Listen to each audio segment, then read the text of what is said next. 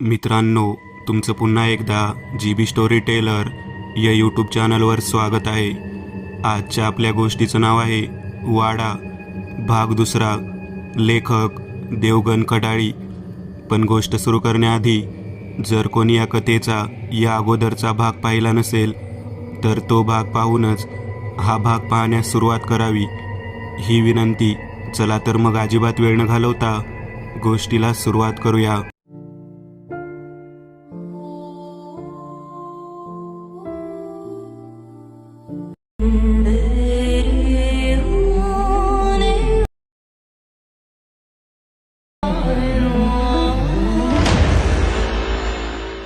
ते पत्र वाऱ्याबरोबर केव्हाच खिडकी बाहेर उडाले होते. ते पत्र नव्हते, ते सुरेशला मृत्यूचे बोलावणे होते. पाटील घरी येऊन पोहोचले होते. पाटलींची तब्येत फारच सुधारलेली होती.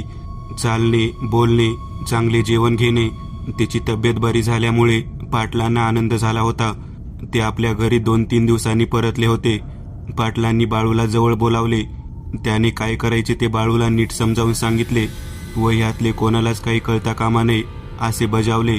अगदी पाटलींला व रमालाही नाही. सुरेश आपल्या गावाकडे निघाला होता. त्याची आज अर्जंट मीटिंग होती म्हणून त्याला लवकर निघता आले नाही. त्याला जाता जाता नक्कीच रात्र होणार होती. सुरेश गेला. डॉलीला सुद्धा थकवा आला होता. थोडे फ्रेश होऊन येऊ ह्या विचाराने ती बाथरूममध्ये गेली. तिने आपली आंघोळ उरकली. ती बाथरूम बाहेर जाण्यासाठी वळाली. तोच तिला जाणवले आपल्या मागे कोणीतरी आहे. ती एक क्षणही न दवडता परत मागे वळली, पण मागे कोणी नव्हते. डॉली थोडी घाबरली. आपल्याला भास झाला असेल अशी तिने मनाची खात्री करून घेतली व ती परत जाण्यासाठी वळली. पण अगदी तोंडासमोर एक विद्रूप काळी आकृती उभी होती. डॉली थरथरत्या अंगाने मागे सरकू लागली. तिला एक जोरदार धक्का बसला. तो धक्का इतका जोरदार होता की ती बाथरूममध्ये असलेल्या बेसिनवर जाऊन आदळली. तिचे संपूर्ण डोके बेसिनवर आदळले. तो धक्का इतका जोरदार होता की बेसिन सगळेच्या सगळे तुटून खाली पडले. तिथल्या काही फरच्या फुटल्या. डॉली तिथेच कोसळली व ते बेसिन काही अंतरावरती जाऊन स्थिरावले. डॉलीला उठता येईना. डोक्याला खूप मार लागला होता. गरम रक्त मानेवरून ओघळत होते.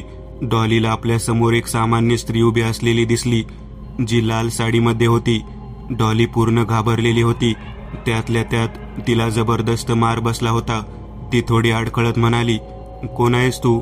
ती उभी असलेली स्त्री एक विकट हास्य करत म्हणाली, "एवढ्या लवकर विसरलीस?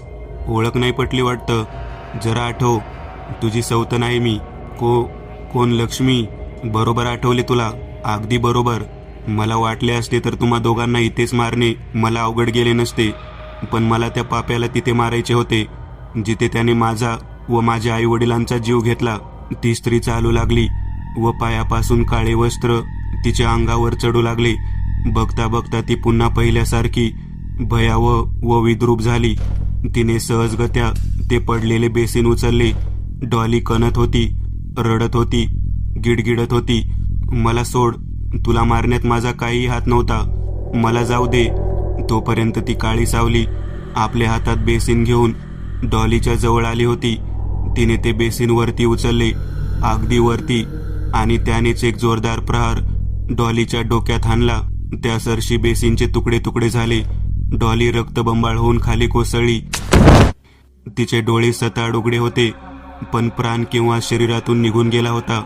त्या संपूर्ण बाथरूममध्ये व संपूर्ण बंगल्यात एक भयानकपणे हसण्याचा आवाज घुमत राहिला. संध्याकाळपर्यंत रघुनाथ पाटलांच्या घरी पोहोचले होते. पाटील, बाळू व रघुनाथ यांनी सांगितल्याप्रमाणे संपूर्ण वाडा सजवला व त्यात मोजून 101 मेणबत्त्या लावल्या. बाहेरील सर्व आवारात तसेच घरात काही ठिकाणी कंदील लावले. घरातील सर्व सामान त्यांनी भंडारगृहात नेऊन ठेवले. फक्त झोपण्याचा पलंग उरला होता व आणखी काही अवजड सामान. पाटलींला काय चालले आहे काही समजत नव्हते. तिने विचारले, "काय चालू आहे तुमचं? काही सांगाल काय?" पाटील म्हणाले, "थोडा वेळ थांब, तुला सर्व समजेल." पण ती आणखीनच गोंधळली. तिने परत बाळूला विचारले, "बाळू, तुम्हाला मला काही सांगायचे नसेल तर नका सांगू, पण एक सांग, रमा कुठे आहे?" बाळू दचकला, कारण त्यालाच माहीत नव्हते की रमा कुठे आहे. तो म्हणाला, "मालकीन, मला वाटले होते रमा आपल्या सोबत आहे, मग गेली कुठे? पाटील मध्येच म्हणाले. कशाला त्या पोरीची एवढी चिंता करता? बहुतेक घरी असेल की. 8-9 वाजत आले होते. वेळ निघत चालला होता. अचानक एक गाडी येऊन थांबली. गाडीतून 3 जण उतरले. पाटलांना दोघांची ओळख पटली, पण बहुतेक तो गावातील व्यक्ती असावा, कारण तो लगेच निघून गेला. तो व्यक्ती त्या दोघांना तिथपर्यंत घेऊन आला असेल. ते 2 जण पाटलांच्या दिशेने चालू लागले. पाटील त्या दोघांचे स्वागत करत म्हणाले, या आपणास इथे येण्यासाठी फार त्रास झाला असेल, त्याबद्दल दिलगिरी व्यक्त करतो. आपण सांगितल्याप्रमाणे सर्व तयार आहे. रुद्राने पाऊल पुढे टाकले. नितेशने आपली बॅग सावरली व तो सुद्धा रुद्राच्या मागोमाग चालू लागला. रुद्र वाड्याकडे न जाता घराकडे आले.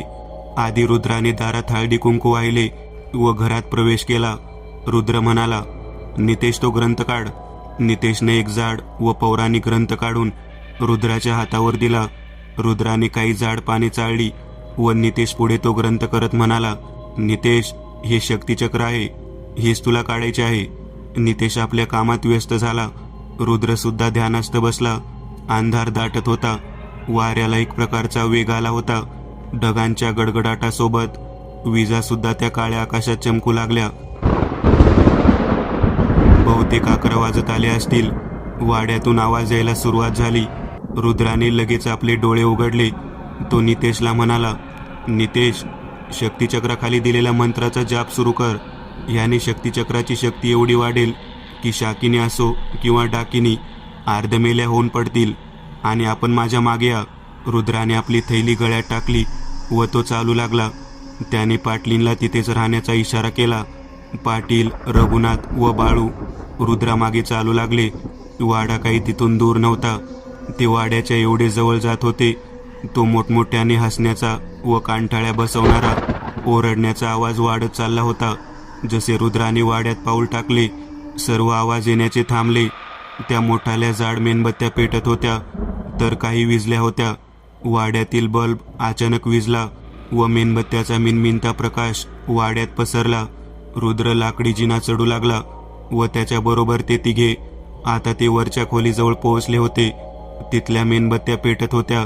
एक पाठमोरी लाकडी खुर्ची होती, जिच्यावर कोणीतरी बसले होते. रुद्राने 3 दाराबाहेर थांबण्याचा इशारा केला व त्याने दारात पाऊल टाकले. आणखी एक पाऊल उचलणार तोच वाऱ्याच्या वेगाने काहीतरी हालचाल झाली. खुर्ची खाली पडली व ती काळी विद्रूप सावली अगदी रुद्राच्या तोंडासमोर येऊन थांबली.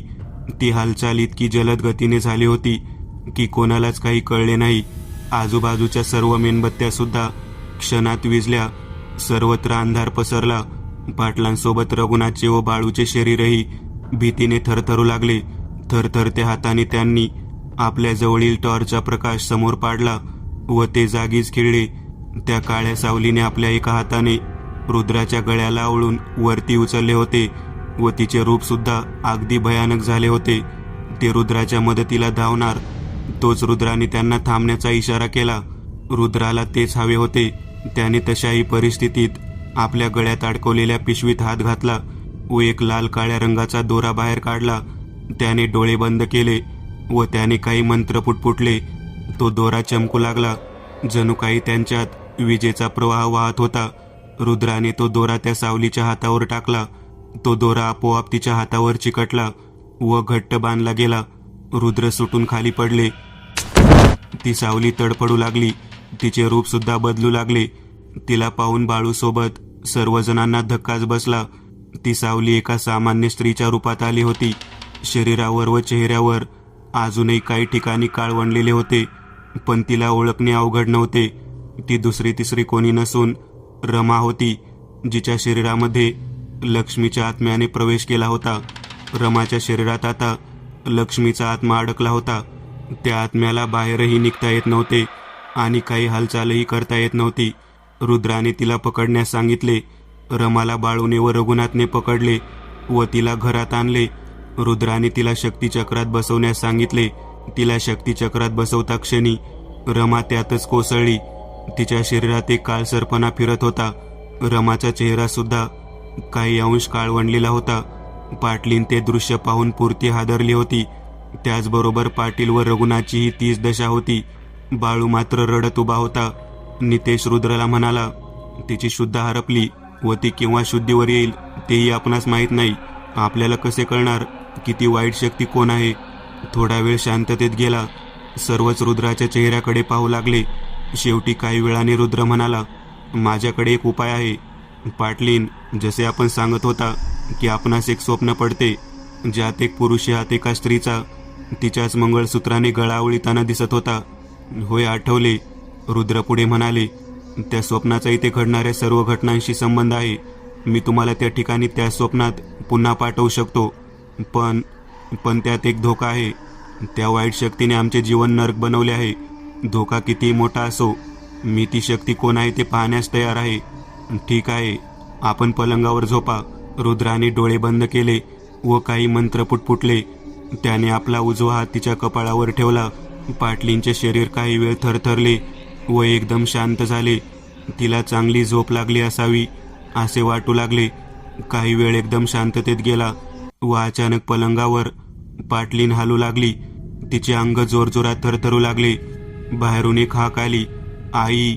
आणि पुढच्या क्षणी पाटलीन हवेत उडाली व तिने एक जोरदार किंकाळी फोडली आणि एक वेगवान कृती घडली व सर्व खोलीत काळा धूर पसरला.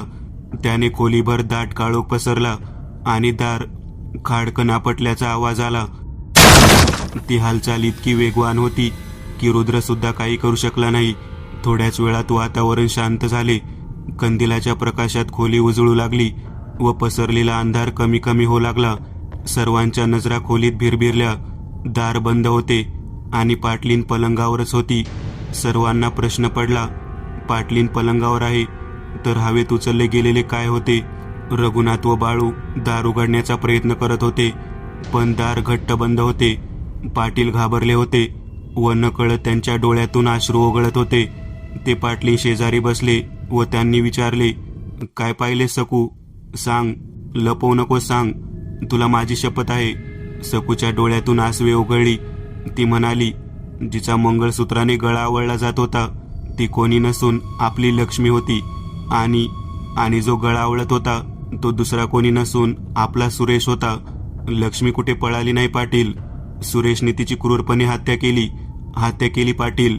आणि पाटलीन हुंदके देऊन रडू लागली. रघुनाथ व बाळू सुद्धा स्तब्ध झाले होते. पाटलाने आपल्या डोक्याला हात लावला. ते मटकन पलंगावर बसले.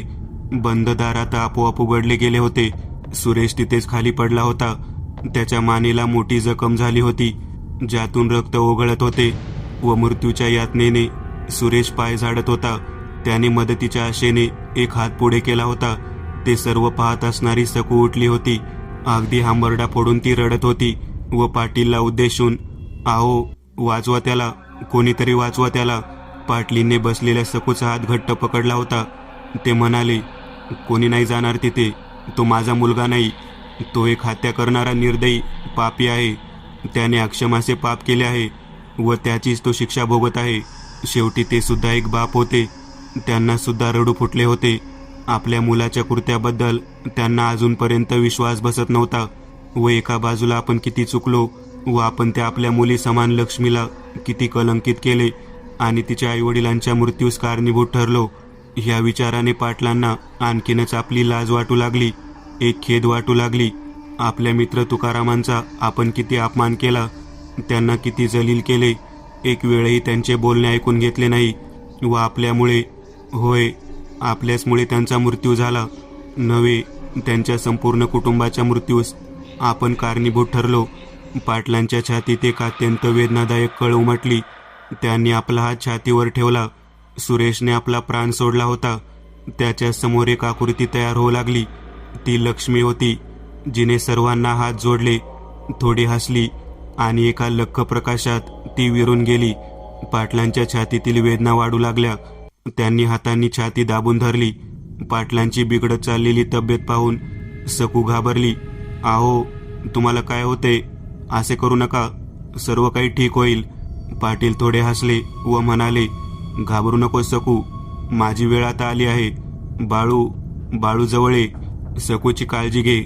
तिची आईप्रमाणे सेवा कर आणि ही सर्व मालमत्ता तुझ्या स्वाधीन करतोय.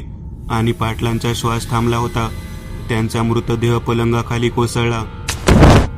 पाटलीने खांबरडा फोडला. व त्या ओक्साबोक्शी रडू लागल्या. काही केल्या त्यांचे अश्रू थांबणार नव्हते. बाळूने पाटलांचे डोके मांडीवर घेतले व तो रडू लागला. रघुनाथची काही वेगळी दशा नव्हती. तो तर दारातच बसला व रडू लागला.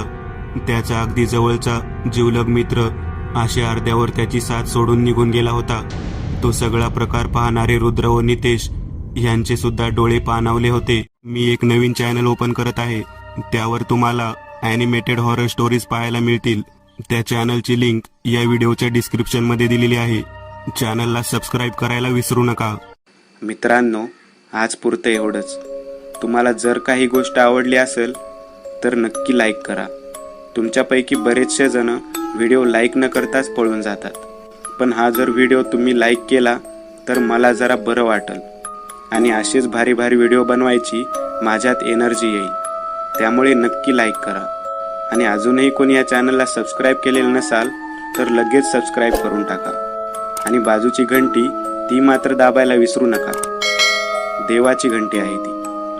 चला तर मग पुन्हा भेटूया अशीच एक आगळी वेगळी गोष्ट घेऊन पुढच्या भागात.